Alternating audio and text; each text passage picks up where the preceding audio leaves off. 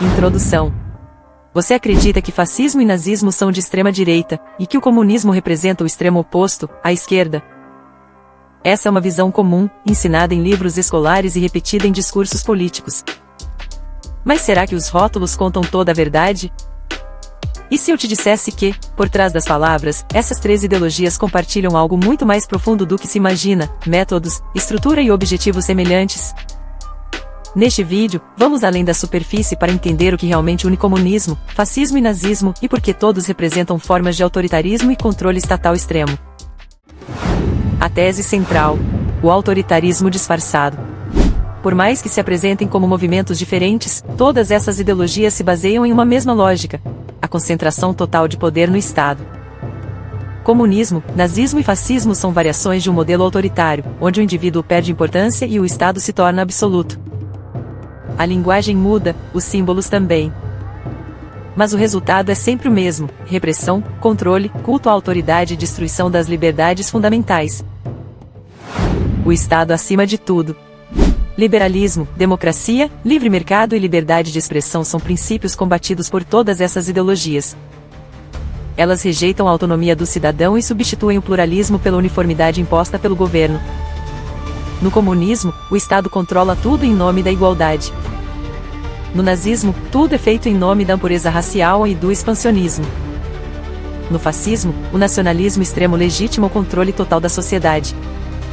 Em todos os casos, o Estado se torna uma entidade sagrada, inquestionável, acima da lei, acima da ética, acima da própria verdade.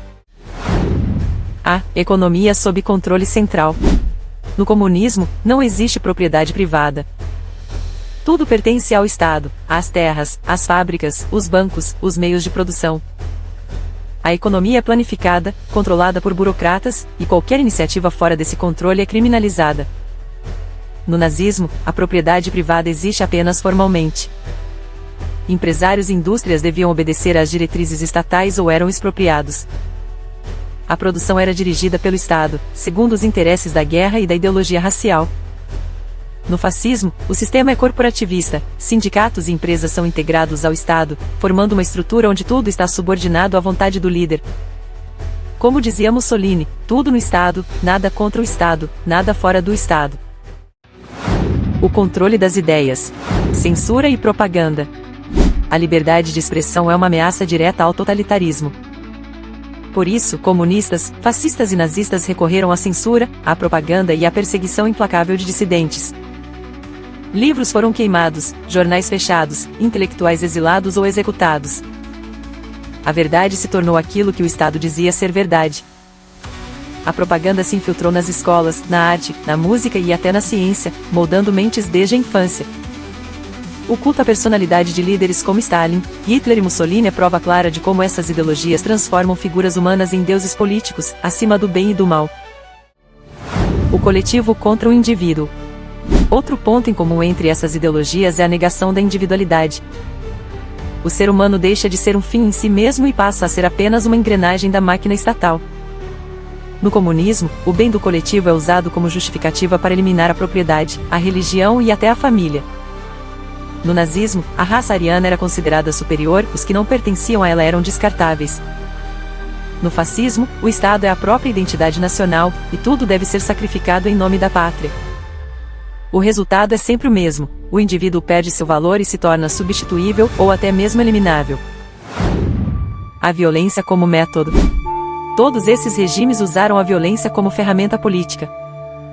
No comunismo, milhões morreram nos expurgos, fomes forçadas e campos de trabalho forçado da União Soviética, da China maoísta e de outros regimes.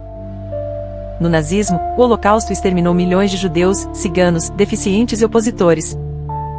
No fascismo italiano, a repressão atingiu trabalhadores, intelectuais e minorias. Embora as causas fossem diferentes: igualdade, pureza racial ou grandeza nacional, o método era o mesmo: perseguição, terror e assassinato em massa. A violência não era um erro. Era parte da estrutura. Conclusão: o perigo está nos extremos autoritários. O que aprendemos com tudo isso? Que os extremos, sejam eles de esquerda ou de direita, quando adotam o totalitarismo, acabam se parecendo mais do que imaginamos. Quando uma ideologia se torna dogma, o debate morre. E quando o indivíduo é esmagado pelo coletivo, a dignidade humana deixa de existir. Por isso, é fundamental reconhecer os sinais do autoritarismo, não importa se ele vem com a foice e o martelo, com a suástica ou com o símbolo de um partido qualquer. Preservar a liberdade exige vigilância. E entender o passado é o primeiro passo para não repetir os mesmos erros no futuro.